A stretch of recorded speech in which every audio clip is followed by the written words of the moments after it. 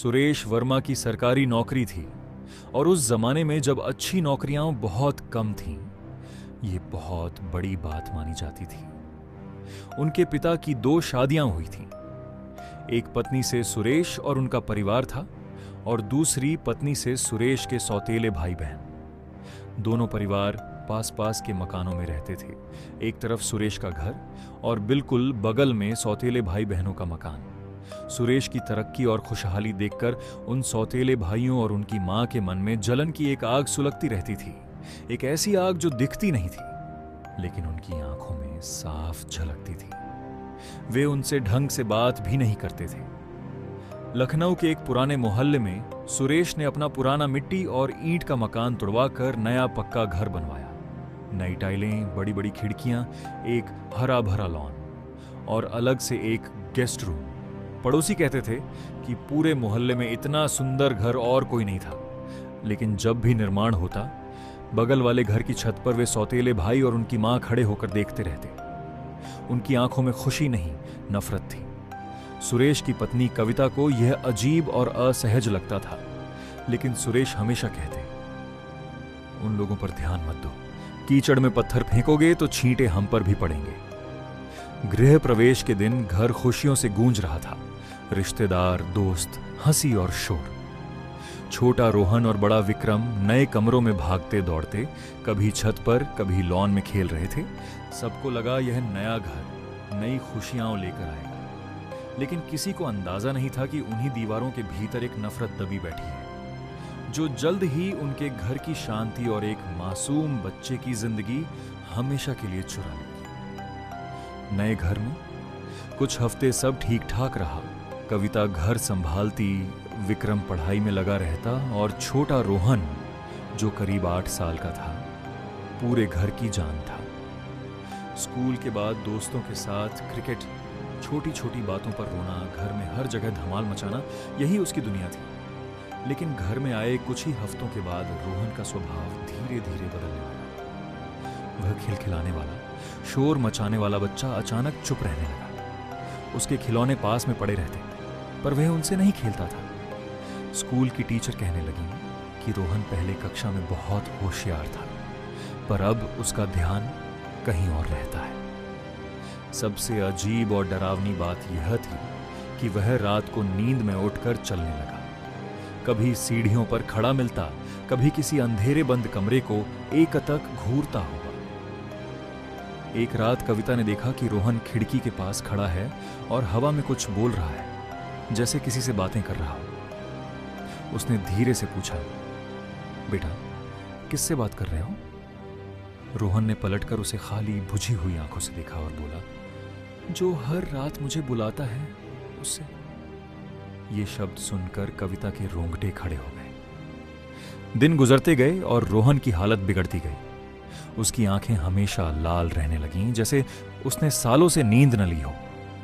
रात को चीखना उसकी आदत बन गई थी, इतनी कि पड़ोसी भी जागने लगे। लेकिन सबसे ज्यादा डर जो चीज पैदा करती थी, वह थी उसकी आवाज।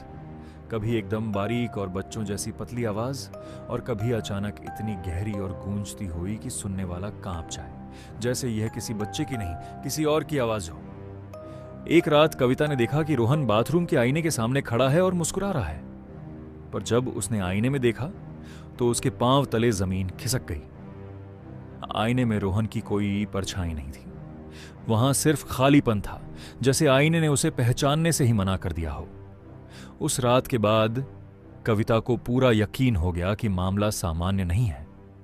उसने सुरेश को सब बताया, लेकिन काम की व्यस्तता में सुरेश ने पहले ज्यादा ध्यान नहीं दिया।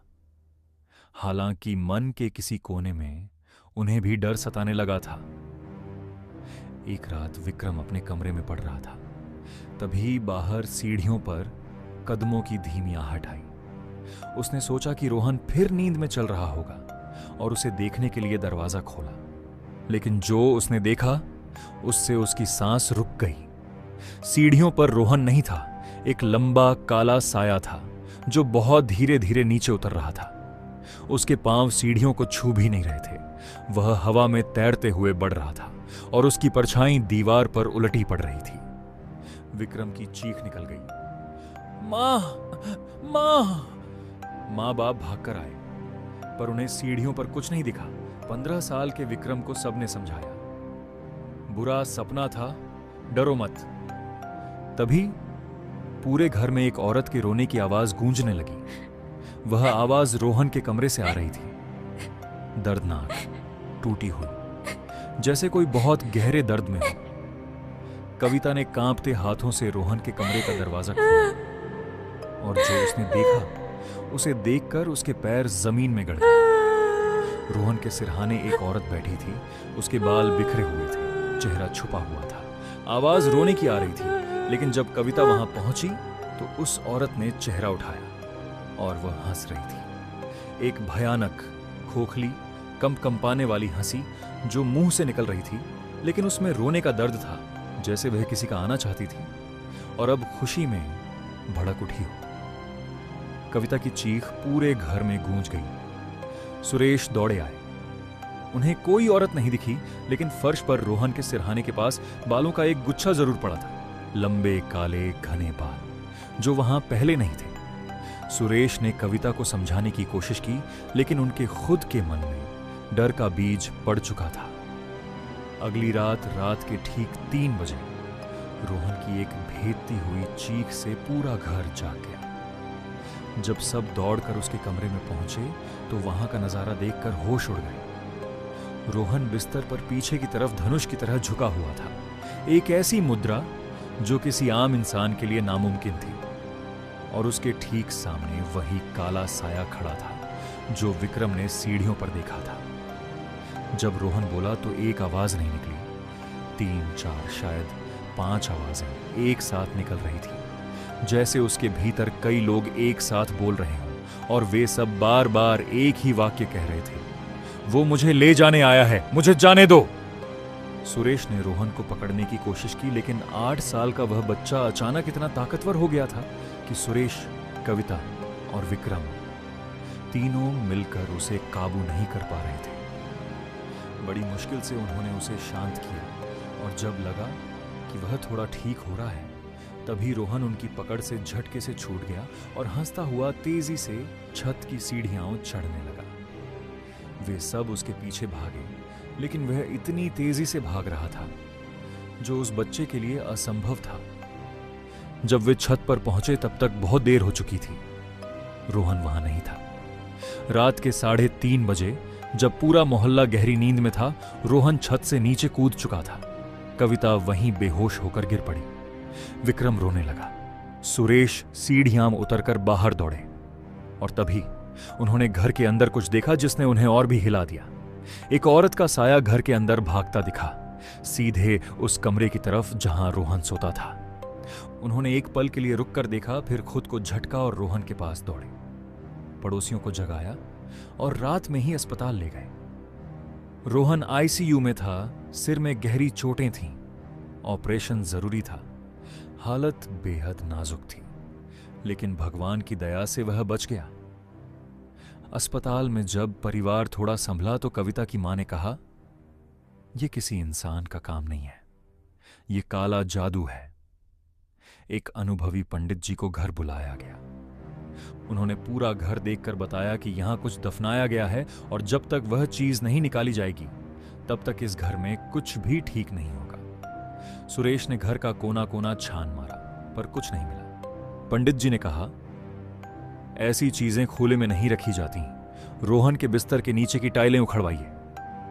जब मजदूरों ने टाइलें हटाईं तो सबकी सांसें थम गईं।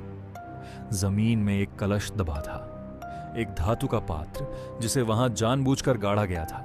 उसे बिना खोले पंडित जी के पास ले जाया गया।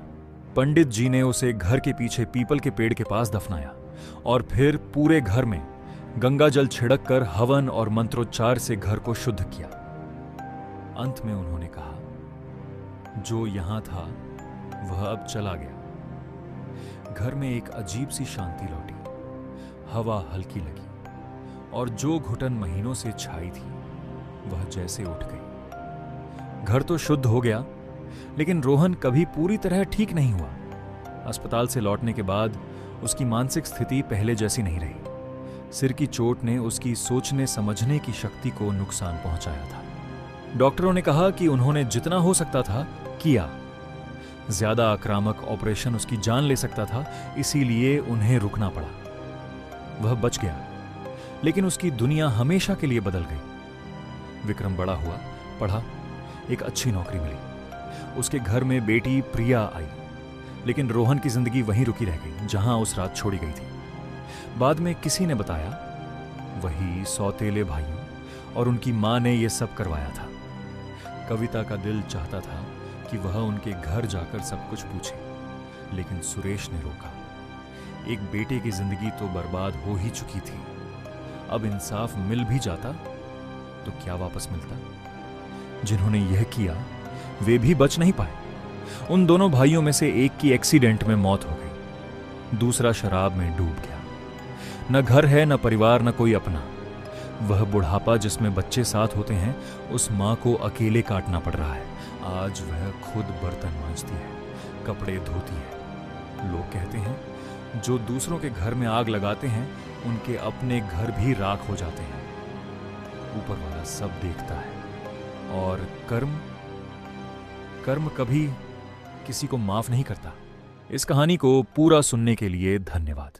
हमारे चैनल पर ऐसी और भी कहानियां मौजूद हैं, उनको भी जरूर सुनें और चैनल कथा किस्सा को सब्सक्राइब करें ताकि आने वाली और इंटरेस्टिंग कहानियां मिस ना हो। अपना फीडबैक हमें कमेंट सेक्शन में जरूर दें। अगर कहानी आपको अच्छी लगे तो लाइक और अपने दोस्तों के साथ शेयर करें।